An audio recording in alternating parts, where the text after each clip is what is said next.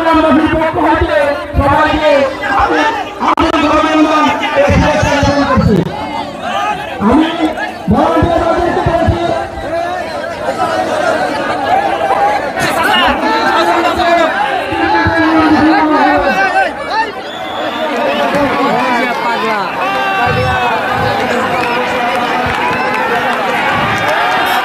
খুব ছোটবেলা শুনছিলাম, কখনো দেখি নাই তো তাই দেখতে আসছি।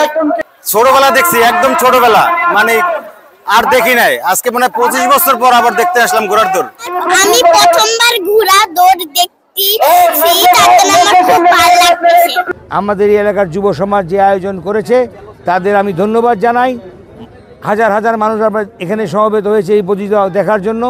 আমি চাই এই মহান বিজয় দিবস উপলক্ষে আগামীতেও প্রতিটি জেলায় জেলায় এই অনুষ্ঠানে এই ঐতিহ্যবাহী ঘোড়া প্রতিযোগিতাটা মানুষের মনে রাখুক এবং এইটা বিলুপ্তির পথে এটাতে বিলুপ্তি না হয়।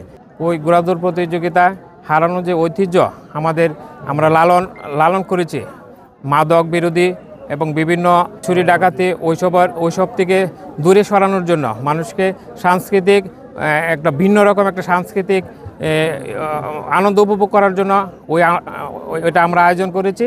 আজকে আমার ঘোড়াটা ফার্স্ট হয়েছে। অনেক আগে থেকে মেয়েটা ঘোড়া চালাইছে, যার নাম দিঘি। মেয়েটার বাড়ি হলো চাপাই নবাবগঞ্জ। ঘোড়ার নাম হলো স্বাধীন। ঘোড়ার নাম স্বাধীন। আল্লাহর মতে ঘোড়াটা ফার্স্ট হয়েছে। আরেকটা ঘোড়া আমার ওটা সেকেন্ড হয়েছে।